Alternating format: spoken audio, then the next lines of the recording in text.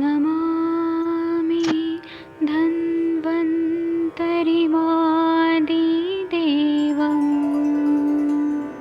सुरासुरैर्वन्दितपादपद्मम् लोके जरामृत्युनाशं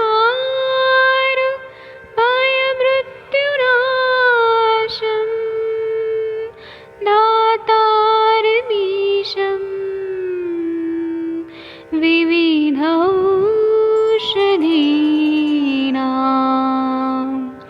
शङ्खं चक्रं जलौकां दधतं मृतघटं चारुतोर्भिश्चतुर्भिः सूक्ष्मस्वच्छादिरुद्यं शुकपरिविलसन्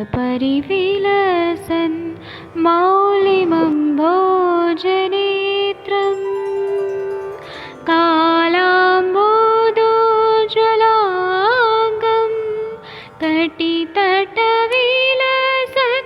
चारुपीताम्बराढ्यं वन्दे धन्वन्तरिन्तं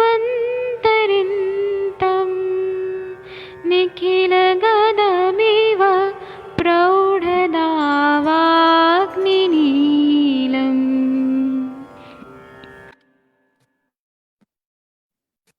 सभी को नमस्कार, प्रणाम प्रातः काल का जी। मैं मैडम वंदना मैडम जी, हिरण्या जी, उषा तवानी जी, सुनील आचार्य जी, अनुरीता जी, मुकेश जी, वैद्य कमल सिलाके जी, अनुपमा अखोटकर जी और कमल शर्मा जी, वशिष्ठ शशि तिवारी जी, आप सभी का स्वागत है। मैडम जी, कौन सा सूत्र पढ़ना है आप बता दीजिए अगर किसी के पास। आज जोशी सर, आज ना रक्त पित्त स्टार्ट होना है। अच्छा, आज नया चैप्टर स्टार्ट होना है। तो रक्त पित्त का अगर किसी के पास अगर है तो शेयर कर सकते हैं आप।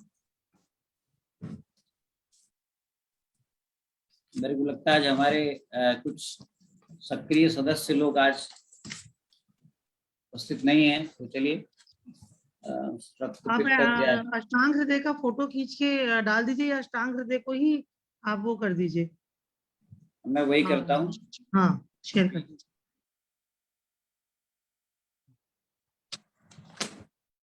ये मैं रक्त पित्त चिकित्सा अध्याय को हम इसको मैं स्टार्ट कर देता हूँ और मैं इसकी फोटो शेयर, ये आ गई है मैडम जी कर देंगी। मोनिका मैडम जी नमस्कार आपको। प्रणाम सर। आप अष्टांग हृदय रक्त पित्त चिकित्सा अध्याय पहला, तो आज इतना बढ़िया अध्याय प्रारंभ होगा, अगर आप चाहें तो शेयर कर दीजिए, मैं आपको होस्ट बना देता हूँ। द्वितीय अध्याय मैं प्रारंभ कर देता हूँ अध्याय। ये द्वितीय अध्याय अथातो रक्तपित्त चिकित्सतः व्याख्यास्यामः इति हस्बाहुरात्रयादयो महर्षयः। यहाँ पर आगे, यानी कि पहले जो हमने अध्याय पढ़ा उसके बाद अब आगे हम रक्तपित्त चिकित्सा अध्याय का की व्याख्या करेंगे, जैसा कि आत्रेय आदि महर्षियों ने कहा। यहाँ पे आगे जो पहला सूत्र है इसको प्रारंभ कर देता हूं मैं। ऊर्ध्वगम बलिनो अवेगम मेक दोषानुगम नवम रक्तपित्तम सुखे काले साधये निरुपद्रवम। यहाँ पे बताया गया है कि बलिनो अवेगम एक दोषानुगम नवम, यानी कि बलवान पुरुष में यदि नाक से, मुंह से, ऊर्ध्व भागों से यदि रक्त निकल रहा हो और अवेगम, आप देखिए अवेगम का अर्थ यहाँ पे अगर उसमें वेग अधिक ना हो, और एक दोषानुगम अर्थात एक दोष यानी कफ दोष से संबंधित अनुग हो, यानी संबंधित हो, नवीन हो, नूतन हो। आगे लिखते हैं रक्तपित्तम सुखे काले साधयेन निरुपद्रवम।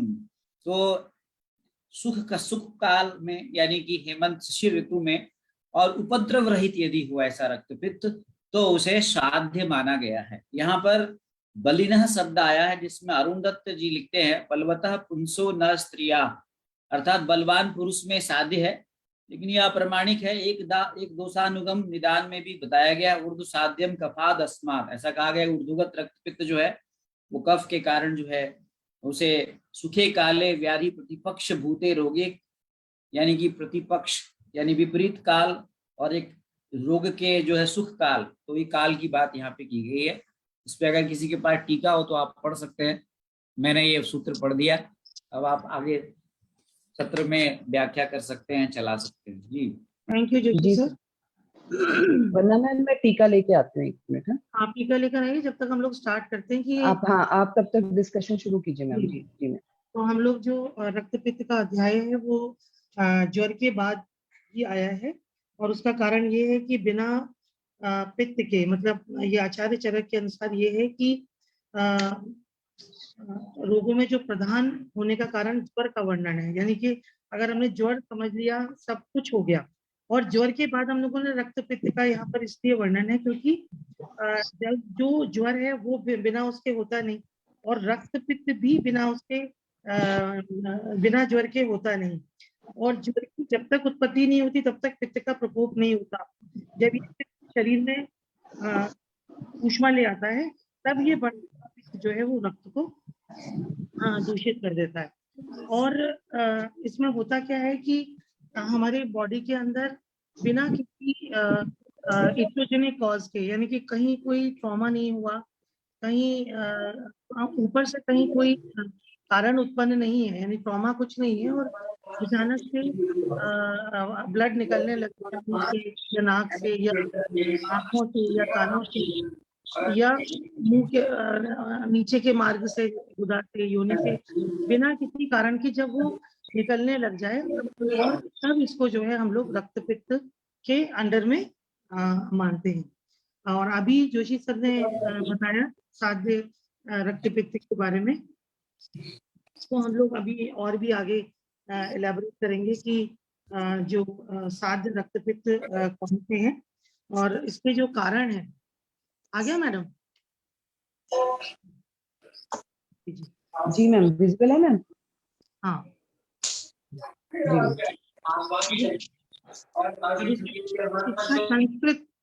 संस्कृत में इसका जो अर्थ है वो जो भी आप मोनिका मैम आप अच्छा से अर्थ कर देती तो आप।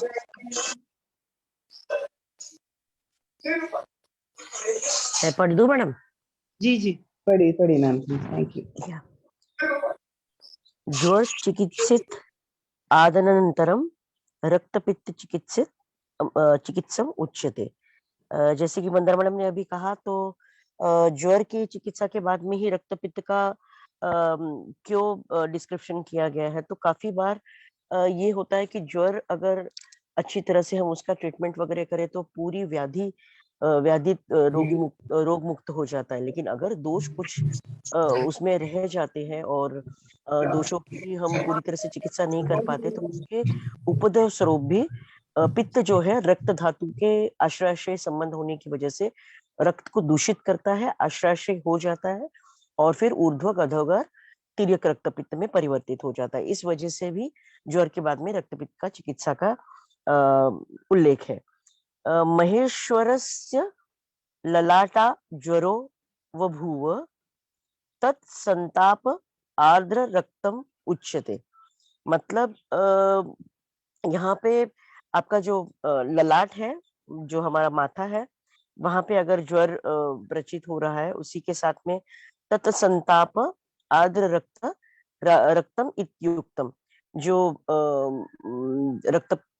रक्त और पित्त की संप्राप्ति बताते हुए इन्होंने जो डिटेलिंग किया है, क्योंकि इतना अच्छा तो अरविंद सर पढ़ाते हैं वो हम नहीं पढ़ा सकते, लेकिन जो संताप है, जहाँ पे ज्वर का पित्त का जो उष्ण गुण है और पित्त के उष्ण गुण के साथ में जब रक्त का आर्द्र गुण, ये दोनों की समोचना होती है, तब रक्त पित्त होता है। शायद यही अर्थ होगा। डिटेल में हमको इसे रिपीट करना ही है, but I will try my level best. अतो रक्त पित्तम चिकित्सित तस्य व आरंभ युक्तो, और फिर इसके बाद में हम रक्त पित्त की चिकित्सा आरंभ करते हैं।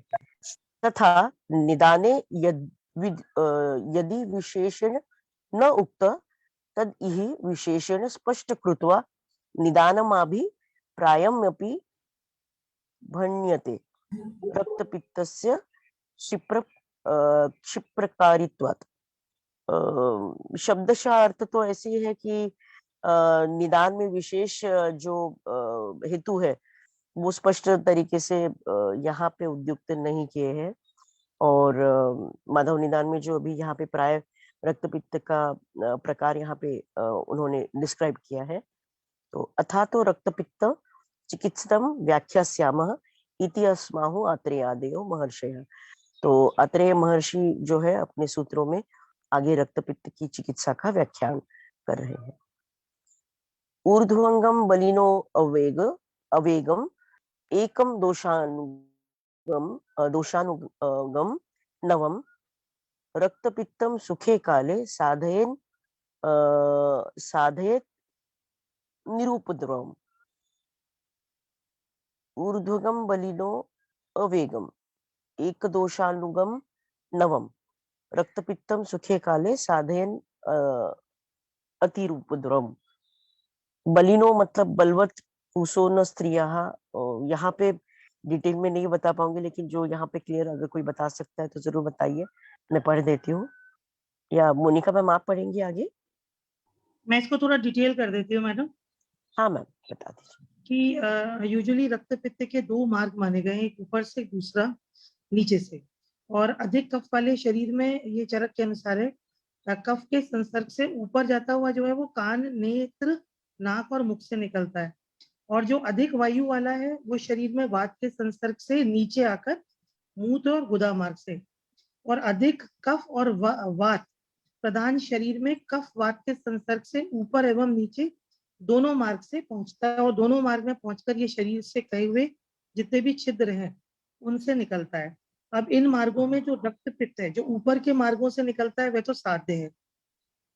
क्यों? क्योंकि जो बढ़ा हुआ पित्त है उसको हमने निकालने के लिए विरेचन दे सकते हैं, और विरेचन की औषधि दी और वो निकल गया। और जो ऊर्ध्वगत रक्त पित्त है उसके लिए ये इसलिए बहुत सी औषधियां हैं। जो नीचे से निकलने वाला यानी अधोगत है वह रक्त पित्त जो है वो याप है, क्योंकि वमन तो साध्य है और इसकी औषधियां जो है वो कम है। लेकिन जो दोनों मार्गों से यानी ऊपर और नीचे से निकल रहा है वो असाध्य है, क्योंकि दोनों मार्ग से रक्त पित्त जाने पर हम वमन और विरेचन दिया नहीं जा सकता। यानी कि या तो हम वमन दें या तो हम विरेचन दें, दोनों एक साथ दे नहीं सकता। इसलिए ये जो है वो दोनों तरफ से जब भी हो रहा हो तो उसको असाध्य कहते हैं। अब उसके बाद बलाबल की दृष्टि से उन्होंने बताया कि अगर बलवान है रोगी तो भी ये साध्य है। उसके बाद ऋतु अगर ऐसी हो, यानी ऐसी ऋतु हो जो हमको सपोर्ट कर रही हो तो भी जो है वो साध्य है, जैसे शीत वगैरह में। और शरद में अगर हो जाता है तो फिर जो है वो दिक्कत होती है कि काफी सारा जो है वो प्रॉब्लम हो सकती है। इसलिए ये इसमें यही है। और आगे जो है हम लोग उसको और डिटेल करेंगे मैडम। हाँ, यहाँ पे 9 द्वार के जैसे मैडम ने बताया, तो हमारी जी। जो भी 9 द्वार है वहां से जो निकलने वाला है, और ऊर्ध्व रक्तपित्त जैसे मैडम ने बताया साध्य। तो बलिनो बलवतः पुसो न क्रिया स्त्रिया यद उत्पन्नम ऊर्ध्वगम रक्तपित्तम तत् साधयत उपक्रमित। जैसे मैडम ने बताया तो उपक्रमों से हम उसको साध्य कर सकते हैं, विरेचन दे सकते हैं। और कुछ उपक्रम है या जो ट्रीटमेंट में हम करते हैं तो साध्यत्व इजीली हो जाता है। तथा देवोर्ध्वगम वेग अवेगवत तथैको दोष कफाक्य अनुग अनुबलो यस्य तदेकम दोषानुगतम। अगर एक दोष से प्रबल हुआ रक्तपित्त है, जैसे मैडम ने अभी बताया, तो कफज अगर दोष है तो उसके हिसाब से भी उन्होंने आगे साध्यत्व बताया है। निदाने अपयुक्तम ऊर्ध्वम साध्यम कफाद्यस्मात् इति। तथा नव जैसे कफ प्रधान है और अधोग रक्तपित्त है, कफ प्रधान होने की वजह से हम वमन अगर करते हैं तो उस उपक्रम से भी व्याप्य हो जाता है। तथा नव अचिरोत्पन्न तथा यत् सुखे काले, जो अशुकारी है या जल्दी उत्पन्न हुआ है, चिरकारी नहीं है, उसका भी साध्य असाध्यत्व यहाँ पे एक्सप्लेन किया हुआ है। तद व्याधि प्रतिपक्षम भूते हेमंते शिशिरे वाजात। अभी जैसे मैम ने बताया कि हमारे ऋतुओं का भी अगर सपोर्ट है तो साध्यत्व इजीली हो जाता है, क्योंकि वहां पे बल्कि रोगी का भी और रोग का भी उसके बल में फर्क गिरता है। तो जैसे हेमंत और शिशिर ये बलवान ऋतु है। तथा यन निरुपद्रवा विकृत विज्ञानियम अध्यायोक्त रक्तैः रक्तपित्तं वृषरक्त इत्यादि ग्रंथ निर्दिष्टैः रूपद्रवै रहितम। शायद यहाँ पे जो अगर उपद्रव नहीं है, सन्निपातिक रूप नहीं है, तो उसके बारे में बताया गया है शायद। मैडम अभी आप डिटेल में पढ़ेंगी तो पता चलेगा। तो यह रक्तपित्तम वृषरक्तम इत्यादि ग्रंथ निर्दिष्टैः रूपद्रवैः रहितम अतो लक्ष्मणाद्या लक्ष्मणाद्य द्विविपर्ये एक मिनट, लक्ष्मणाद्य विपर्ये लक्षणम ऊर्ध्वगम अपि रक्तपित्त तत् या तदर्थाद्य साध्य याप्यवा स्यादिति गम्यते। तो यहाँ पे रक्तपित्त की ट्रीटमेंट से कौन सा याप्य है और कौन सा साध्य है, यही डिटेल बताया हुआ है। आगे की टीका पढ़नी है मैडम? हाँ, आगे की पढ़ लीजिए मैडम। और इसमें ये भी है कि अगर जो पेशेंट आया है वो, या हमारे पास औषधि की जो कमी है वो, या रोगी एकदम बिल्कुल रेस्टलेस है, या फिर वो समझ नहीं पा रहे, मतलब चिकित्सक समझ नहीं पा रहे कि हमको इसमें क्या करना है, यानी कि ऊपर से निकल रहा है तो हमें क्या करना है, और अधोगत हो रहा है तो क्या करना है। तो ऐसे में भी इसका ये जो है वो असाध्य होता है कि यानी ट्रीटमेंट हमारा ठीक से नहीं हुआ, सब कारणों के तब भी वो जो है असाध्य हो जाता है। अब आगे का मोनिका मैम, इस पे आपने पढ़ लिया ना मैम ये? या मैम ये तो आगे पूरा। का टीका पढ़ना है। हाँ, अभी ये मुनीश शर्मा सर कुछ बोलना चाह रहे हैं। Good morning ma'am, good morning सभी को। मैम इतने अच्छे तरीके से, देखो हमने तो ग्रेजुएशन में नहीं पढ़ा है, तो मेरी क्वेरी थी कि जो रक्त पित्त से हम क्या मानते हैं, कि हेमेटोमेसिस मानते हैं कि जो ऊपर से वॉमिटिंग हो रही है या नीचे से ब्लीडिंग हो रही है, सिर्फ वही डिसऑर्डर्स आएंगे या इसमें हम कुछ और डिजीजेस भी लेते हैं? मतलब ये मेरी क्वेरी थी मैडम, नेजल ब्लीडिंग हो रही है अगर, उसको भी मानेंगे। यूट्राइन वजाइना से हो रहा है उसको भी मानेंगे। अगर एनम पर एनम हो रहा है उसको भी मानेंगे। और कर्ण से हो रहा है, यानी अचानक से एकदम ब्लीडिंग हो जाए विदाउट एनी एट्रोजेनिक कॉज, तो उसको हम लोग सब रक्तपित्त में मानेंगे। It may be from whole body course also, पूरे शरीर से भी हो सकता है जी। ठीक है। मतलब रक्त मैडम पित्त का मतलब ये हुआ कि अगर हमारे किसी भी ऑरिफिस में, मतलब जो हमारे 10 द्वार माने जाते हैं, 9 द्वार, या ऊपर से कहीं से भी या नीचे से कहीं से कोई भी ब्लीडिंग डिसऑर्डर हुआ तो हम उसको रक्त पित्त की कैटेगरी में रखेंगे, ऐसा बराबर है? बराबर, यस मैम।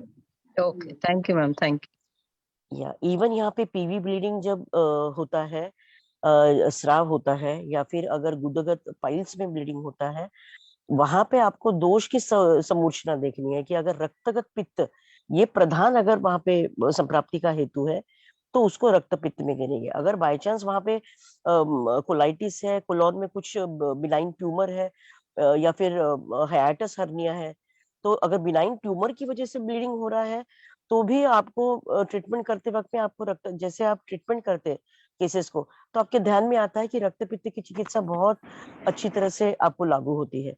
अभी कल ही 2 दिन से मैं केस में मैनेजमेंट में थी, तो इट वाज वेरी बैड कि after 32 years of infertility bilateral tubal block की केस थी, और बायलैटरल ट्यूबल ब्लॉक भी रिलीव हुआ, उसका 6.3 mm का किडनी स्टोन भी डिसॉल्व हुआ, बट उसको गॉल ब्लैडर की मल्टीपल स्टोन्स थी जो पूरी तरह से डिसॉल्व नहीं हुई थी, लेकिन वो 10.3 से लेके 6.7 तक आके उसका पित्त शांत करके उसका बायलैटरल ब्लॉक खुल गया, तो उसको कंसीव के लिए अलाउ किया गया। वो कंसीव भी हुई, 10 से 12 दिन तक उसका कंसेप्शन भी रहा, लेकिन उसके बाद में धीरे धीरे शायद उसकी पित्त की समूर्छना होगी या उसका अधोग जो भी पित्त है वो बढ़ने की वजह से उसको स्लाइटली स्पॉटिंग और ब्लीड हुआ। आज 3 दिन से मैं वो केस मैनेज कर रही हूँ, बट और वहां पे सारी ट्रीटमेंट मुझे रक्त पित्त की करनी होती है, वासा स्वरस का नस से करना होता है, अधोग उधर पे लेप करना होता है। तो ये सारी जब आप ट्रीटमेंट करते हो तो आपके ध्यान में आता है। नहीं तो जैसे आपने पूछा ma'am, really we are very fortune to have Ayush Darpan this panel कि हमें यहाँ पे सारी कंसेप्ट क्लियर हो रही है। लेकिन जो थैलेसीमिया या माइनर इसमें जो ऊपर की हेमरेजेस रहती है, जिसे बोलते हैं कि जो सबक्यूटेनियस है या ब्लीड है या फिर जो ब्लीडिंग स्किन से होती है, तो उसको भी हम तिर्यकगत रक्तपित्त में ये कर सकते हैं, क्योंकि जब आप ट्रीटमेंट करते हो तो आपको सबसे पहले पित्त का शमन करना पड़ता है, विरेचन का बहुत अच्छा रिजल्ट मिलता है। तो ऐसे ट्रीटमेंट से जो भी हमारे शास्त्र में बताया इतना शाश्वत है वो, कि जो भी हमारे 9 द्वार है वहां से निकलने वाला जो पित्त है वो रक्तगत होने की वजह से वहां से रक्त का ये हो जाता है। Okay, yes ma'am. और जैसे जो एंडोमेट्रियोसिस है मैम, तो उसको भी हम रक्त की कैटेगरी में रखेंगे, क्योंकि उसमें अलग मैम एक्चुअली आप जब गायनेक पढ़ेंगे ना, या फिर जब आप केस देखेंगे, तो आपके ध्यान में आएगा कि वहां पे भले ही पैथोलॉजी जो भी है वो गर्भाशयगत मांसदुष्टि, मेददुष्टि और ये सारी चीजें रहती है जिसकी वजह से एंडोमेट्रियोसिस होता है। लक्षण वहां पे पीवी ब्लीडिंग, अनकंट्रोल ब्लीडिंग या बियॉन्ड जो मेंसेस है, लेकिन वहां पे जब आप हेतु देखते हैं और हेतु में जब आप फाइंडिंग आउट करते हैं, तो उस पेशेंट का या तो रात्रि जागरण या फिर हार्मोनल डिसबैलेंस में कुछ ना कुछ ऐसे हेतु रहते हैं कि जो पित्त को पहले दूषित करते हैं, दूषित पित्त रक्तगत होता है और फिर उसके बाद में आपको एंडोमेट्रियोसिस दिखता है। और जब आप ये लाइन ऑफ एक्शन से ट्रीटमेंट करते हैं, लेकिन वहां पे आपको संप्राप्ति हेतु देखने का वजह ही वो रहता है कि क्या वो रक्तपित्त में आता है, क्या वहां पे ग्रहणी दृष्टि है, या वहां पे कुछ लोकल कुछ बिनाइन या मैलिग्नेंट डिसऑर्डर्स है। ओके, तो ट्रीटमेंट ऑफ लाइन आपको आप रक्तपित्त में पकड़ सकते हैं। और अंजना मैडम इस पे बहुत अच्छा बता सकती है, एक केस उन्होंने बहुत पीछे डिस्कस किया था, है अंजना मैडम? जी ma'am. Thank you ma'am, thank you Anurita ma'am. Anjana ma'am है तो वो ज्यादा यस मैम। अच्छी तरह, हाँ यस, आई थिंक। सभी को प्रणाम। मेरी आवाज आ रही है किसी को?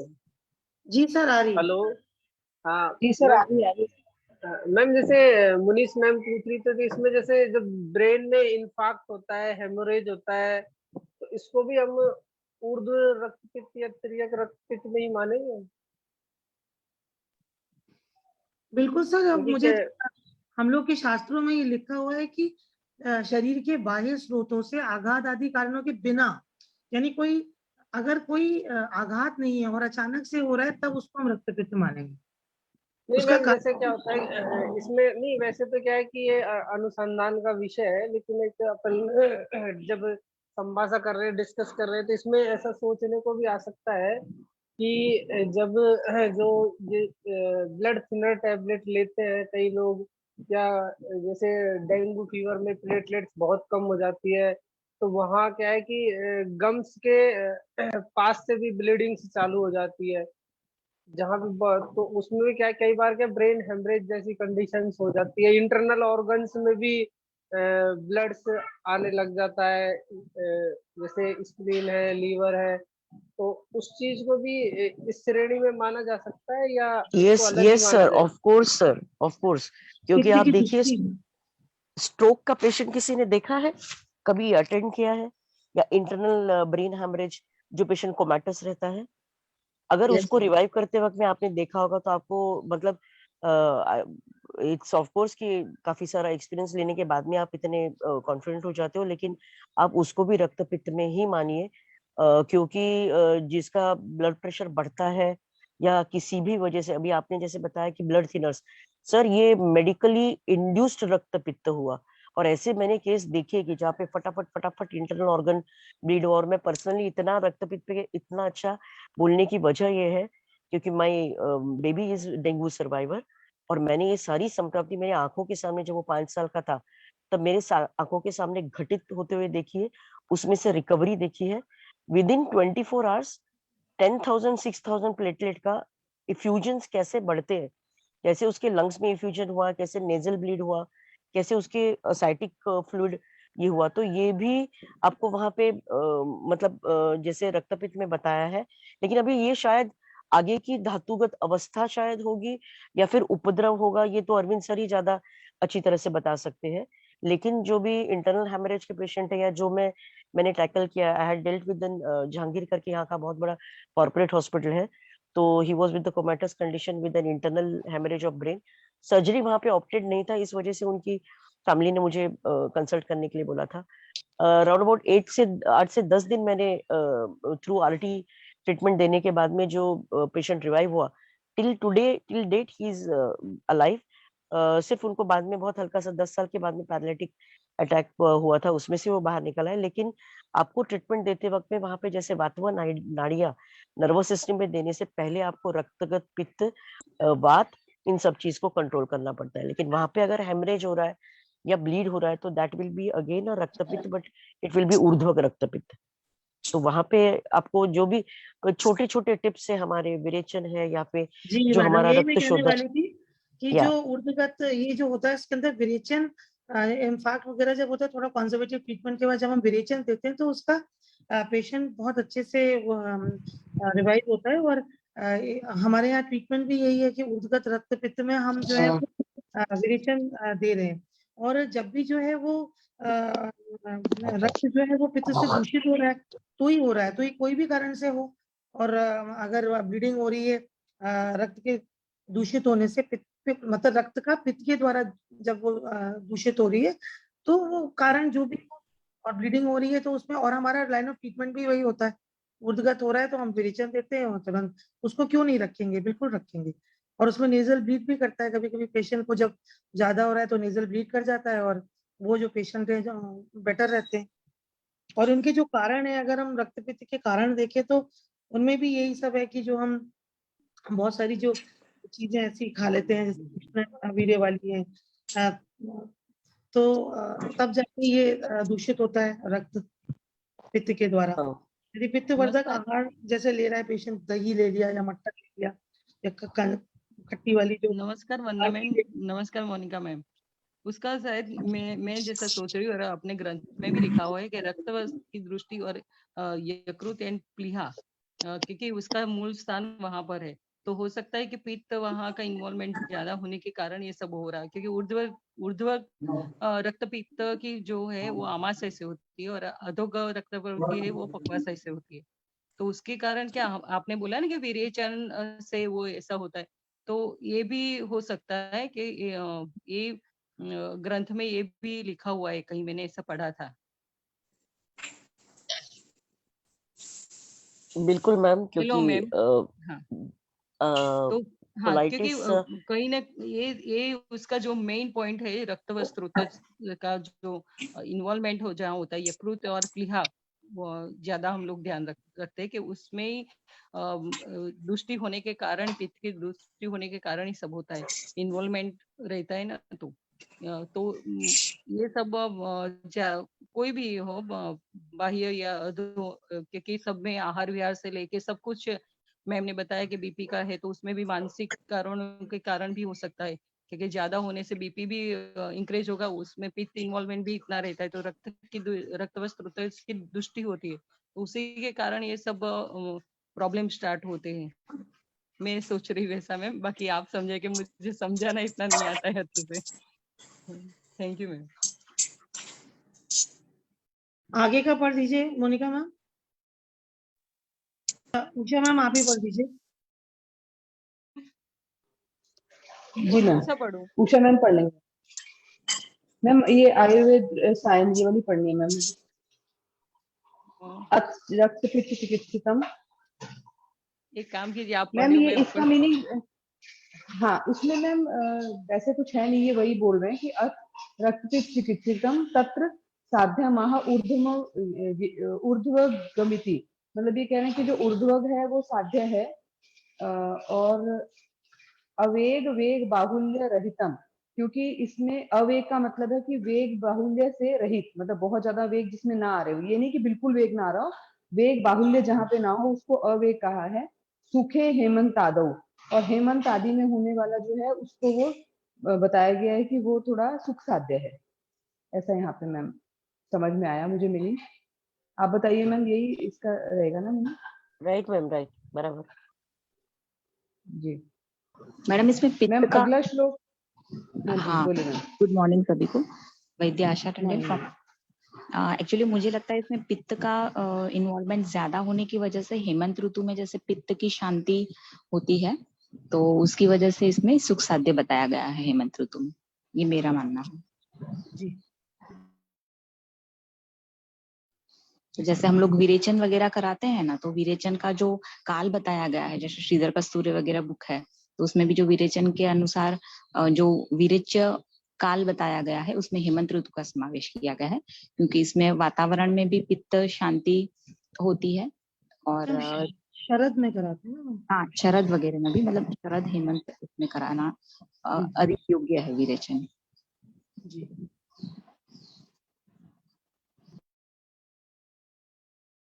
जी मैम। मैम अगला श्लोक पढ़ा जाए? जी जी मैम। मैम इसी में से पढ़ेंगे या अष्टांग हृदय ले आएं? श्लोक तो सेम ही है ना। अष्टांग, हाँ हाँ, तो श्लोक एक ही सेम को होता है रख मैम। के हाँ जी जी, श्लोक सेम होता है। जी मैम। जी मैम, तो हिंदी फिर उसमें से पढ़ लेंगे ना। जी जी जी मैम। अधोगम यापयेद रक्तम यच्च दोष द्वयानुगम शांतम शांतम पुनः कुप्यन्ति मार्गान मार्गांतर च यत्। तो इसमें ये बोला गया मैम कि अधोग रक्तपित्त याप्य होता है ना। और एक मिनट मैं पढ़ ही देती हूँ मैम, इसमें से हिंदी वाला पढ़ देती हूँ। इसमें लिखा है जो रक्तपित्त निचले मल मूत्र के मार्गों से निकल रहा हो, दो दोषों से युक्त हो, जो शांत होकर पुनः उभर जा रहा हो, और जो कभी किसी मार्ग से कभी किसी मार्ग से निकल रहा हो, वह याप्य होता है। मतलब जो उभय मार्गामी होगा, जो कभी कहीं से कभी कहीं से निकल रहा है, या जो अधोग है, वो याप्य कहा गया है मैम। जी जी मैम।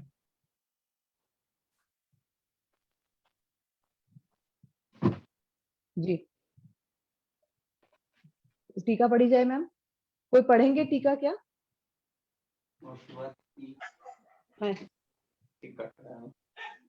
वाचते कोणतरी ऐकायचं आपली तोपर्यंत बाकीचं बघून होते ना। संस्कृत में जो टीका समझा सकते हैं मैडम, आप ही अच्छा पढ़ती हैं मोनिका मैम, तो आप मैम समझा मैं दीजिए। कोशिश कर लेती हूँ मैम। हाँ जी, उतना अच्छा सर के जैसा तो नहीं हो पाएगा मैम, लेकिन कोशिश कर लेते हैं।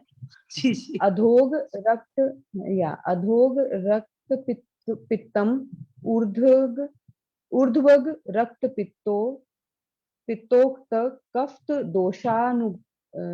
दोषानुगादि विशेषेण विशिष्टमपि यापयेत्। अधोग रक्तपित्त और ऊर्ध्व रक्तपित्त कफ दोष के अनुबंध से विशिष्ट यापियत। मैम नहीं, मेरे को नहीं समझ में लग रहा है इसका मीनिंग। आप कोई हेल्प मतलब कीजिए पित्त के मैम साथ इसका। में कफ का अनुबंध भी जब रहता है, वो भी जब उसमें समावेश हो जाता है, तो उसमें अधोग रक्त पित्त की संप्राप्ति बताई गई। ऊर्ध्व रक्त मतलब ऊर्ध्व रक्त पित्त में जब कफ का अनुबंध हो जाता है, तब विशेष रूप से ये अधोग रक्त पित्त होता है, ऐसा बोला मैम? बराबर मैम, बिकॉज यहाँ पे रक्त पित्तम ऊर्ध्व रक्त पित्तोक्त दोषानुगादि विशेषण यापेत, तो यहाँ पे याप्यत्व और सॉरी मैंने दूसरा पढ़ा क्या? नहीं यही पढ़ा, ठीक है मैम। वो कफ वाला कहाँ पे है मैम? हाँ, कफ दोष अनुग जो है, तो वहां पे कफ का समावेश होने के बाद में उसको अधोग इसमें, और उसका साध्यत्व में भी उसको याप्य बताएगा। बराबर मैंने बोला, आपने वही बताया। यच्च दोष द्वयानुगवात कफाभ्याम हीन बलाभ्याम अनुगत ऊर्ध्वगमपि तच्च याप्येत्। तो इसमें ऐसा बोला गया, जैसा दो दोषों के होने से, वात और कफ से, और हीन बल अगर है रोगी का, तो उससे बलाभ्याम अनुगत ऊर्ध्वगमपि तच्च याप्येत्। दूसरा याप्य ही बताया है कि जहाँ पे वात और कफ इन दोनों का प्लस हीन अगर उसका बल है, बल में भी वो अगर दोषहीन है और द्विदोष अनुबंध है। वैसे पित्त तो प्रधान दोष है जो उसके साथ में, लेकिन उसके साथ में अगर वात कफ का अनुबंध हो जाता है तो भी वो रक्तपित्त याप्य बताया गया। तो मैम इसमें भी लिखा है ऊर्ध्व गमपि च तच्च याप्येत्, मतलब ऊर्ध्व अगर है तब भी वो, अगर हीन बल है हाँ, तो क्योंकि मैम वो भी ऊर्ध्व याप्य हो क्योंकि जाएगा। वात की गति तो तिर्यक होती है ना मैम, इसकी वजह से वो इजीली कंट्रोलेबल नहीं होता है। अगर सिर्फ रक्त पित्त है और ऊर्ध्वक जा रहा है तो उसका साध्यत्व इजी है, क्योंकि हम विरेचन से ये कर लेते हैं। लेकिन अगर वात का अनुबंध हो जाता है, तो जैसे सिर्फ कफ का अनुबंध है, तो अभी मैडम ने बताया कि होमन करने के बाद में वो याप्य हो जाता है। लेकिन अगर रक्त पित्त में वात कफ और उसका बल हीन है, तो उसको साध्य करने के लिए तकलीफ होती है, क्योंकि हम एक दोष से, जैसे एक मार्ग से दोष का निराकरण करना जहाँ पे आसान है वहां पे साध्यत्व आसान है। लेकिन यहाँ पे वात और कफ, वात की गति आपको तो मालूम है कि तिर्यक कहीं पे भी वात जा सकता है, क्योंकि जो भी मतलब हमारे यहाँ पे ड्राइवर है या जो भी मूवमेंट है वही सारी वात की। और कफ का जो भी स्थान है, कफ को स्थान से निकालना आसान है, लेकिन वात को कंट्रोल करना इजी नहीं है। और लेकिन उसका बल हीन होगा, तब उन्होंने बताया कि यहाँ पे भी ऊर्ध्वक रक्तपित्त हुआ तो भी अगर वो वात कफ के अनुबंध से हुआ तो शायद ये साध्य की बजाय आपने बताया, ऐसे मुझे लगता है। हम कंफर्म कर लेंगे कल। जी, याप्यमाह अधोगमिति, तो जो अधोग रक्तपित्त है उसे याप्य कहा गया है। शांतम शांतमिति च, यत गच्छत इण गतौ, शांतम शांतमिति च, जो शांत होकर बार बार उभर रहा है, यही मतलब होगा मैम इसका, शांत होकर। हाँ बराबर मैम, शांत का मतलब यहाँ पे हाँ, यत गच्छत इन गतौ, हाँ, जो बार बार जाता है और आता है। आई थिंक यही मैम इसका मीनिंग। कंफर्म कर लेंगे अगर मैम। संस्कृत का हेल्प कर सकते हैं तो शशि मैम या कोई भी अगर हाँ जिन्हें आता है कोई भी अगर इसके मैडम मैं थोड़ा अपनी बुद्धि से बताती हूँ जितना मुझे समझ में आता है। इसमें है ना वात और कफ का अगर अनुबंध है, तो जैसे अनुरिता मैडम ने बताया कि अगर उद्वग रक्त पित्त है तो इसमें पित्तानुबंध, पित्त की वृद्धि के साथ वात का भी अनुबंध हो, तो वात का जो चल, सूक्ष्म, विशद, वृक्ष वगैरह गुण है, तिर्यक गुण, जैसे कहीं पे भी चला जाता है वात, तो उसके चलायमान गुण के कारण अगर स्रोतों में भी ये रक्तपित्त का स्थान संचय हुआ है तो उसे ऊर्ध्व मार्ग से निकालना या अधो मार्ग से निकालना दोनों याप्य होता है। उसी प्रकार जैसे कफ का बल ज्यादा है तो कफ के जो गुण है, गुरु है वगैरह जो गुण है, तो उसके लिए स्त्रंसन गुण है, पिछलता है, तो उसकी वजह से स्रोतसों में इसका मतलब स्रोतसों के अंदर पूरा घुस जाने की वजह से उसे बाहर निकालना काफी मुश्किल होता है, वो चाहे अधोग हो या उद्वग रक्तपित्त हो। तो इस प्रकार से उसके साथ जो अनुबंधित बल है, अनुबंधित दोष है, उसका बल की स्थिति क्या है, वो हीन है या मध्यम है या वृद्धि है, जैसा जैसा ऋतु के अनुसार भी उसका वो डिपेंड करता है। तो उसके अनुसार हम सोच सकते हैं कि ये याप्य है, साध्य है या कष्ट साध्य है या असाध्य है। जी मैडम। मोनिका मैम स्क्रीन चलेगी मैम अभी आ गई। एक्चुअली मैम बीच में मेरा ना नेटवर्क अनस्टेबल हो रहा है कभी कभी बीच में, तो उससे ये हो जाता है। अभी ठीक है ना मैम?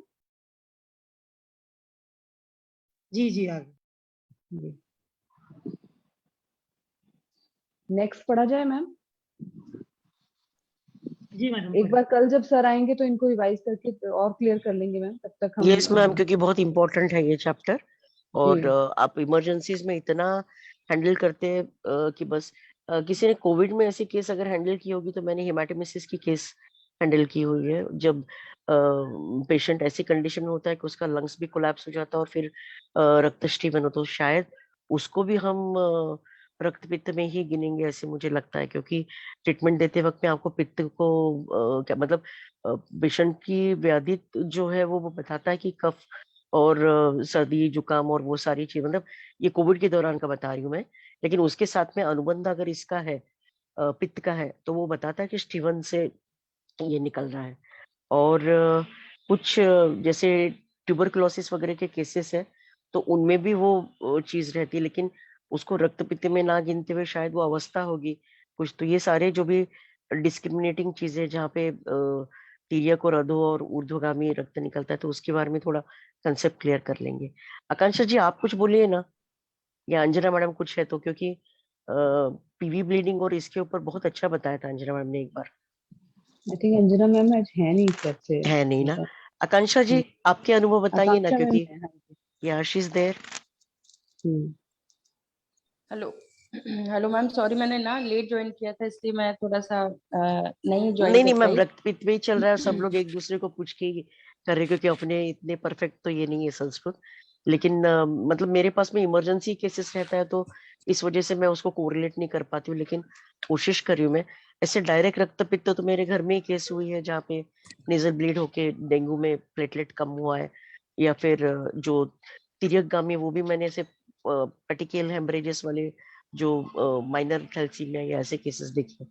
लेकिन आप मुझे बताएं, क्योंकि मेरी ट्रीटमेंट ऑफ लाइन में इंस्टेंट अगर आपको रिजल्ट देना है, तो आपको वासा या दुर्वा स्वरस, मतलब अगर कहीं पे भी पेशेंट है, कल परसों की केस बताती हूँ, वो लड़की ने सिर्फ 3 दिन से उसका रात्रि जागरण, 26 ईयर्स एज, 3 मंथ्स पहले शादी हुई है, वो मेरी प्रीवियस पीसीओडी डिसऑल्व केस है, और मेडिकल एनाफिलैक्टिक रिएक्शन की वजह से उसके पूरे बर्न्स बॉडी में हो गए थे, यहाँ तक कि ओरल और इवो म्यूकोसा भी जल गया था।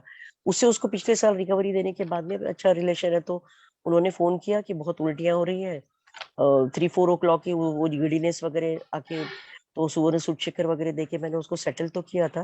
लेकिन बाद में मैंने विरेचन के लिए उसको बुलाया, तो सोनोग्राफी किया, तो उसका 5 फाइंडिंग्स निकला। Gall bladder polyp, nabothian cyst at cervix, at the मतलब सर्विक्स के मुंह पे ही। देन एक और चीज निकला जो माइल्ड कोलाइटिस था, उसके साथ में पीआईडी एंड चॉकलेट सिस्ट। मतलब आई वाज सरप्राइज टू सी कि 3-4 दिन पहले फिर प्रॉपरली हिस्ट्री निकाले, उसको सेटल किया, क्योंकि वो बहुत हाइपोटेंशन में चली जाती थी। पहले दिन तो मैंने मेरे क्लिनिक में उसको सेटल किया, लेकिन जब दूसरे दिन मैंने एडमिट किया और उसका पूरी तरह से किया, तो उसका इलेफ्टी थोड़ा सा डिरेंज था।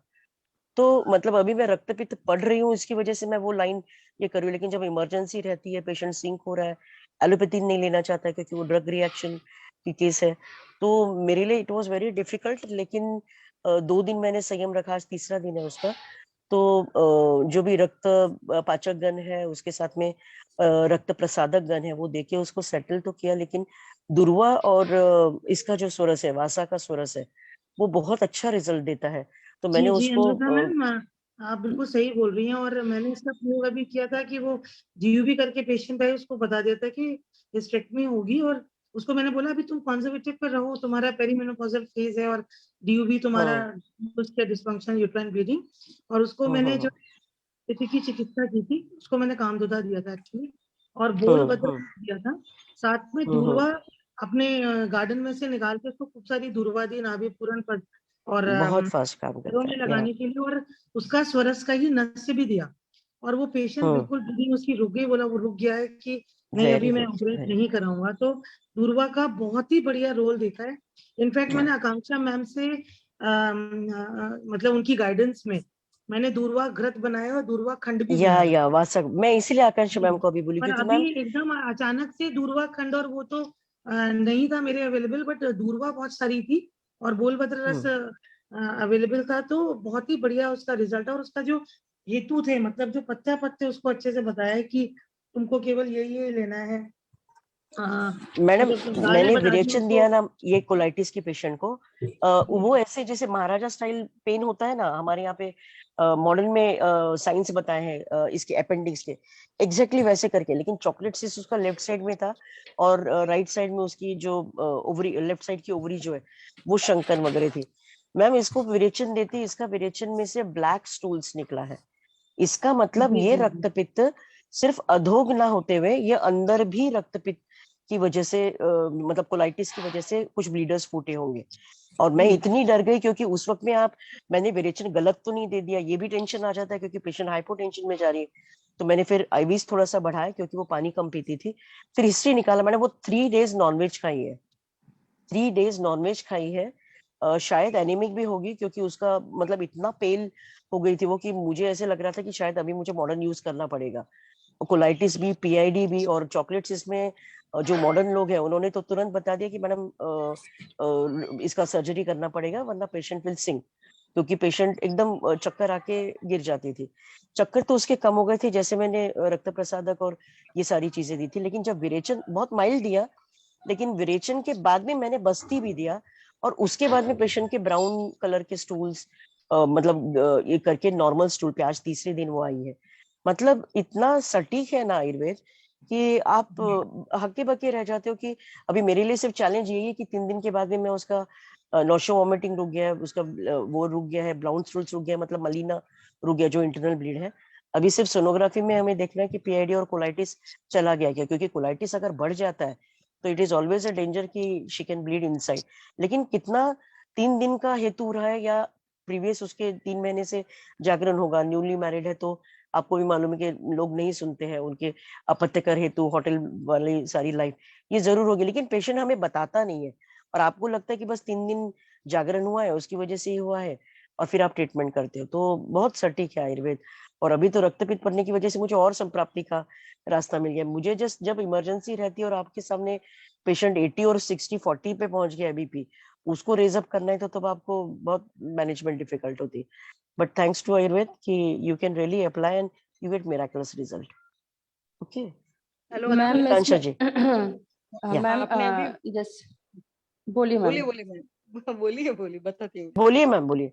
हाँ मैम आपने अभी दूर्वा और वासा का बताया ना, मैंने अभी एक लेक्चर सुना था, उसके अंदर मधुमालती वो नहीं आती है रेड वगैरह, रेड अच्छे वाले फूल रहते हैं मैडम, बेल हाँ बस रहती है, वही, बराबर ना? उसके हाँ। फ्लावर एंड नीम के फ्लावर, वो दोनों को मिक्स करके उसका जूस बना के नाक के अंदर डालना है और उसी का ही पानी के साथ मिक्स करके पीना, इंस्टेंट रिजल्ट मिलता है। वो सर ने ऐसे बताया था और पूरा रिसर्च मैं नाम भूल गई हूँ उनका, मगर इतना कॉन्फिडेंट हो के वो सर बोल रहे थे, केरला के कोई सर है, मुझे मैं नाम अभी भूल गई मैम। और उन्होंने, क्योंकि गुड हेल्थ का तो रहता है ये, मगर इसका भी इतना ही रिजल्ट है, तो हम लोग भी ट्राई करेंगे कि इससे रियल में क्या मैम होता है। लेक्चर का अगर लिंक हो तो भेज देना, क्योंकि पहली नहीं बार सुना है लाइव था मैंने मैम, नीम। लाइव था ओके, और रिकॉर्डिंग कुछ नहीं था, नहीं तो मैं जरूर भेजती, क्योंकि मैं जो भी पढ़ती हूँ मुझे लगता है कि जरूरी है तो मैं तुरंत सेंड करती हूँ। पर ये ऐसा है मैम, और मैंने इसीलिए लिख के भी रखा था, मैं एक्चुअली ये पॉइंट आना था तो मैं बोली मैं उसी टाइम बताऊंगी मैं। कड़ू नीम तो पत्र ना मैडम, कड़ू नीम पत्र और मधुमालती के दोनों कर फूल। सकते हैं, उसका पत्र भी यूज कर सकते हैं और उसके फ्लावर भी। और ओके, क्योंकि अपने पास कुछ नहीं है, मगर ये दो तो चीज मोस्टली रहते ही है कहीं ना कहीं, तो इसका फ्लावर और नीम का फ्लावर, नहीं तो फिर उन दोनों का पत्ता, दो में से कुछ भी यूज कर सकते हैं। तो हम लोग भी आश्चर्य हो गए थे कि ऐसे कैसे हो सकता है। सर ने बताया कि मेरा मैम एक्चुअली ये जो है ना कि ये एक्चुअली ये पित्त पर ही कार्य करता है। अगर हम सोचेंगे ना कि ये किस तरह से कार्य करेगा, तो कहीं ना कहीं अगर आप स्वरस यूज कर लेंगे जहाँ पे कषाय रस प्रदान है, और खास तौर से जहाँ पे आपको पित्त की ट्रीटमेंट करनी है, और स्पेशली वहाँ पे सुगंधी जो फूल होते हैं उनका पित्त पर शमन का बहुत अच्छा असर पड़ता है। तो इसलिए जो भी सुगंधी पुष्प होते हैं, अगर हम उसका डायरेक्ट असर अगर पित्त पे होता है, अगर किसी भी तरीके के फूलों का, मान लीजिए कई बार कोई सीजनल ही फ्रूट होते हैं, अगर हम उन फूलों का सुखाकर हम कल्प बनाकर भी रख लेते हैं और अगर हम उसको पित्त की व्याधियों में यूज करते हैं तो उसका बहुत अच्छा असर होता है। दूसरा, जैसे फॉर एग्जांपल कल मैंने बकुल शेयर किया था, बकुल की भी प्रधानता में आप देखेंगे उसमें रक्त प्रदर उसके श्लोक में आया है। क्यों? क्योंकि वहां पे मेन कषाय रस है। तो कषाय रस जहां जहां पे कार्य करेगा डेफिनेटली पित्त पर कार्य करेगा और स्राव कम होगा। तो इसलिए उसका कहीं ना कहीं रिलेशन उससे है, क्योंकि आप नशे पे जैसे ही देंगे उसका डेफिनेटली ट्रीटमेंट होगा। इवन बकुल का ले लेंगे आप, उसका सुगंध भी होती है और थोड़ा सा कषाय रसात्मक फ्लावर का आप रस डालेंगे तो वो भी उसमें भी काम करेगा वो। तो मेन उसका मतलब मोड ऑफ एक्शन वो इस तरीके से होता है। हाँ, क्योंकि मधुमालती का मैंने लिकोरिया में यूज किया है, बहुत ही अच्छा रिजल्ट मिलता है लिकोरिया के अंदर। मैम बस वही कषाय रस प्रधान जो भी रहेगा कसाई रस, उसमें खास राइट तौर से, राइट, हाँ, क्योंकि वो ग्राही होगा और उसमें आप यस। कोई भी यूज कर सकते हैं, ऐसा नहीं है। तो वो डेफिनेटली इट विल वर्क, क्योंकि चाहे वो प्रदर हो, चाहे वो रक्त प्रदर हो, चाहे वो श्वेत स्राव हो, सब में कहीं ना कहीं आपको इफेक्ट देगा। मैडम इंटरनली यूज किया है मधुमालती का रक्त प्रदर में? हाँ मैम, इंटरनली एक्शन नस्य देना है और इंटरनली दोनों। ओके ओके दोनों। ओके। एक पेशेंट को तो मैंने दिया है तो मुझे थोड़ा मिला, मगर इतना कॉन्फिडेंट तब आते कि थोड़ा 5-10 कर ले तो और अच्छा है, उसके बाद ही समझ मैम सकते कि क्या। फ्लावर को रिपीट कर दीजिए क्योंकि मधुमालती, वो अश्विनी मैडम बोल रही हैं जी। मधुमालती एंड ये अपना नीम का, वो नीम तो कॉमन है, ये मधुमालती, मधुमालती तो वही है ना मैडम जो बेल के फॉर्म में गुच्छे गुच्छे और से रहती है। जी क्रीपर मैम बोलते हैं ना मैम मैम, वही है। ड्रैगन क्रीपर, हाँ वही। इसमें मैम मेन ना महाभूत के ऊपर ही कार्य हो रहा है, इसलिए हम लोग देखते हैं कि रक्त पित्त के जो पेशेंट होते हैं उसमें कुष्मांड रसायन कुष्मांड रसायन का भी बहुत अच्छा इफेक्ट होता है। क्यों? क्योंकि इसमें अगर हम देखेंगे तो पृथ्वी और आप महाभूत इसमें प्रधान होता है, और सेम रक्त प्रदर के पेशेंट्स में कहीं ना कहीं से शरीर से आपीय महाभूत की कमी हो रही है, और पृथ्वी महाभूत जो स्थिरता प्रदान करता है वो कम हो रहा है। तो इन दोनों का रिप्लेसमेंट अगर हम करेंगे तो यहाँ पे जो भी चीजें, शतावरी है, वहाँ पे आपका कुष्मांड है, ये सारी चीजें अगर हम इसका कल्प यूज करते हैं या अवले यूज करते हैं तो ऐसे पेशेंट्स में हमको अच्छा रिजल्ट मिलता है। इवन और मधुमालती और उसके जो फल रहते हैं ना, उसका किडनी के ऊपर स्वेलिंग हो ना, उसमें भी बहुत अच्छा रिजल्ट है। और इसके अंदर भी अच्छा है ये, और दूसरा भी मैंने इसमें डाला था, पर इसमें तो है ही।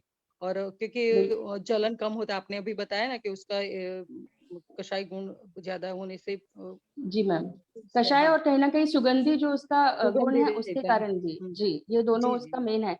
सेम थिंग हम लोग देखते हैं कि जब जैसे कई पेशेंट्स हमारी गर्भिणियां आती हैं, उसमें ब्लड प्रेशर बहुत ज्यादा इंक्रीज होता है, वहां पे हमको समझ में नहीं आता है एक्लेम्पशिया की जहाँ कंडीशन आती है, वहां पे भी अगर हम इस तरीके से कल्प यूज करते हैं, कुष्मांड है या स्पेशली विदारी गंध की जो अगर बस्ती है, अगर शीर बस्ती हम यूज करते हैं तो उसका बहुत अच्छा रिजल्ट आता है ऐसी कंडीशंस में। क्योंकि अगर हमको रक्तपित्त पढ़ना है तो इसका बहुत अच्छा जो हम प्रैक्टिकल जो हम यूज कर सकते हैं वो हमको सुश्रुत संहिता में बहुत अच्छा मिलता है। क्योंकि सुश्रुत संहिता में कई ऐसी बस्तियां आती है, लोद्र चंदनादि बस्ती है, प्रियंगवादी बस्ती है, शमन बस्ती एक पित्त क्रियाई है, इसका इतना अच्छा रोल मिलता है। आप बस एक मात्रा बस्ती के रूप में आप कितनी भी पेशेंट को ब्लीडिंग हो रही है, आप 3 सिटिंग या 2 सिटिंग दीजिए, पेशेंट को तुरंत फायदा हो जाता है, क्योंकि उसके कंटेंट इतने अच्छे हैं और कहीं ना कहीं वो पित्त के ऊपर डायरेक्ट कार्य करते हैं। तो हमको, क्योंकि उसमें प्रियंगु है, मुलेठी है, मुस्ता पाचन करने के लिए, रसांजन है और दूध है,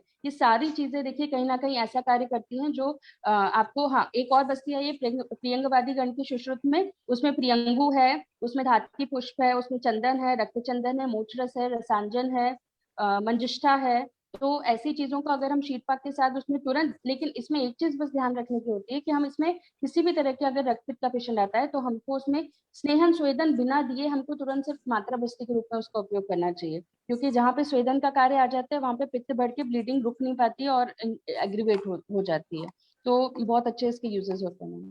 yes ma'am, thank thank you you very Akanksha much ma'am. Madam, thank you very much.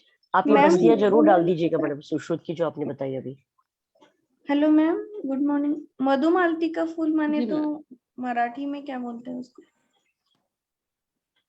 Ma'am ये जो मैं बता रही हूँ ना बहुत कॉमन है, बताओ मैडम ग्रुप में अभी डाला है, ग्रुप में देख लीजिएगा। अच्छा डाला है, मोनिका मैम ने ओके भी डाला है, मैंने भी डाला है। हाँ। ओके। ओके। Hello ma'am. हाँ बोलिए। मैम इसमें प्याज के रस का भी कुछ उपयोग है क्या? प्याज के रस का तो मैम हमने नहीं किया है। एक्चुअली अभी मेरी एज 38 है। जब मैं लगभग 20 साल की थी उस समय यंग एज में मुझे नाक से ब्लड आने की बहुत समस्या रहती थी। जब भी गर्मी का मौसम आता था तो मुझे हर सीजन में नेजल ब्लीडिंग होती ही होती थी। उसके बाद एक बार मेरी माँ मुझे एक वैद्य जी के पास ले गई तो उन्होंने बोला कि इसको प्याज का रस मिश्री में मिला के सुबह खाली पेट देना है। तो मैम वो मैंने कुछ दिन किया रेगुलर, तो तब से और आज 38 एज है, मुझे वो समस्या कभी नहीं आई है। तो मैम इसका कुछ इसमें यूज है क्या, प्याज के रस मैम का? मुझे लगता है ना कि मिश्री क्या है, हम लोगों को ये छोटी आप छोटी जो चीजें हैं ना, अगर हम द्रव्य गुण में अगर जाएंगे तो हमको सारे इसके आंसर्स मिल जाते हैं। अगर कुछ नहीं, हमको बस द्रव्य गुण की बुक खोलनी है। दिया है, योग रत्नाकर में योग है, प्याज का रस और मिश्री, पित्त शमन करता हाँ है। है सही, पित्त और का समन और दूसरी और मिश्री मिक्स करते हैं पित्त ना। के ऊपर वैसे भी कार्य होता है ना मैम, क्योंकि हम लोग वैसे भी जब लू में जाते हैं तब भी हम लोग उसका कार्य देखते हैं कि कहीं ना कहीं मतलब शुरुआत से ही सुनते आ रहे हैं, रखते आ रहे हैं कि प्याज के सेवन से या प्याज को पास में रखने से भी लू नहीं लगती है, और खासतौर से मिश्री तो वैसे भी रक्त शमन करती है। तो अगर हम इसका थोड़ा सा द्रव्य गुण की तरफ भी जाके अगर हम इसका थोड़ा सा देख लेंगे तो अच्छा रिजल्ट मिलेगा। मतलब मैं देख के मैं ग्रुप में शेयर करूंगी। हाँ बिल्कुल। गर्मी के सीजन में ऐसे भी ऑनलाइन ज्यादा यूज करते हैं ना मैम। प्लांडू का जो गुण है ना, प्लांडू जिसको बोलते हैं आप, जो जिस प्याज के रस की बात कर रहे हैं, तो उसका उष्णवीर्य मधुर विपाकी गुण होने की वजह से ये पित्त शमन भी करता है और वात का अनुलोमन भी करता है। इसलिए आप जैसे एपिस्टेक्सिस के बारे में बता रही थी ना, तो जी, जी। उसमें पित्त वृद्धि और वात शमन दोनों के ऊपर काम करता है प्याज का रस। ये उसकी द्रव्य गुण के अनुसार उसका जो गुण विवरण है ना उसमें ये बताया गया है। और मिश्री से उसका और गुण बढ़ता हाँ है। जी, मिश्री से भी तो कफ का शमन होता है ना, कफ पित्त दोनों का शमन होता है। जी, वात का मैम शमन होता है, पित्त का भी। Thank you ma'am. और इसका इसलिए ना हम लोग जो हाई ग्रेड फीवर होते हैं, अगर उसमें अगर हम प्याज का रस पैर के तलवों में और इस पीठ के मनके में लगाते हैं ना, तो उससे भी टेम्परेचर बहुत जल्दी कम होता है। तो उसका भी जी कहीं ना जी कहीं यही वही रोल वही। है, क्योंकि पित्त के ऊपर हाँ चार्ज यही है। रोल है। वो जी भी जी है। और क्योंकि ज्वर सनस्ट्रोक में में भी तो तो ऐसे पित्त भी का ही पिलाते हैं ना, ज्यादा रहता है। इसके जूस में। बिल्कुल सनस्ट्रोक में तो बिल्कुल मैम। पिलाते ही है, जूस भी पिलाते, पूरे बॉडी में वगैरह में भी लेपन भी लगाने करते से हैं। इंस्टेंट रिजल्ट आता है वो भी। जी मैम। मैम एक चीज और पूछना थी, एक लेक्चर में मैंने सुना था, सर बता रहे थे कि जो मालती पुष्प होते हैं उनका चूर्ण करके उसको मिश्री के साथ देने से जो प्लेटलेट काउंट है वो बहुत जल्दी बढ़ता है। इवन जिन लोगों का 30,000 40,000 भी है, वो भी 2 दिन में बहुत जल्दी रेज होता है। तो मैम ऐसा कुछ है? मालती पुष्प मिश्री के साथ 10 ग्राम की मात्रा में देने से। जैसे मैम मैम सुना तो है, मालती मैंने पुष्प किया है। चमेली जैस्मिन मैम। कुशल मैम आपसे क्वेश्चन है, क्योंकि मालती वही पुष्प वही मालती का ही मैं बोल रही हूँ कि मैंने अभी तक यूज नहीं किया है, मगर मैंने वो पढ़ा तो है, क्योंकि मेरे पास है ना पूरा इसका पिक्चर के साथ बहुत डिटेल में बुक 4-5 उसका पार्ट आता है वनस्पति का, उसके अंदर ये मैंने कहीं पढ़ा है कि इसमें ऐसा होता है। आपने बताया ना वो। हाँ जी, मैडम, वो मालती। निघंटू आदर्श जो है ना बापालाल वैद्य का, उसमें यस, है विवरण। इसमें है विवरण। अगर किसी ने यूज किया हो तो प्लीज अपना बताएं, क्योंकि हम लोगों ने कैरिका और ये सब तो खूब यूज किया, बहुत अच्छे रिजल्ट उसके निकले और पित्त की चिकित्सा की। लेकिन पाचन वगैरह, लेकिन अगर किसी का एक्सपीरियंस हो तो प्लीज बताएं मालती पुष्प का। नहीं मैम, क्योंकि नहीं कभी मैम, क्या होता है मैम, एक्सपीरियंस इसका सीजन अभी समर में ज्यादा रहता है, तो उसी टाइम कोई पेशेंट आता है तो ज्यादा नहीं तो फिर पाउडर फॉर्म में मैं तो कभी बना देती हूँ, फ्लावर वगैरह का जो भी हो ना, या नीम के पत्ते का वगैरह घर पे ही करती हूँ मैं। और उस टाइम तुरंत माइंड में नहीं आता, मगर अभी हम सोच के करेंगे पक्का, तो बाद में फिर देखते हैं बहुत यूज किया इजीली है वो। अवेलेबल फ्लावर्स भी होते हैं, ये वाले फ्लावर्स कहीं भी मिलते हैं। तो मैडम अब हम लोग सेशन एंड करते हैं, बहुत अच्छा डिस्कशन हुआ। और मोनिका मैम आप प्लीज एंड करिए सेशन को। थैंक यू जी मैम, एवरीवन। जी मैम, Thank you जी ma'am, everyone. Thank you Thank you everyone. everyone. प्रणाम Thank you सर। मैम।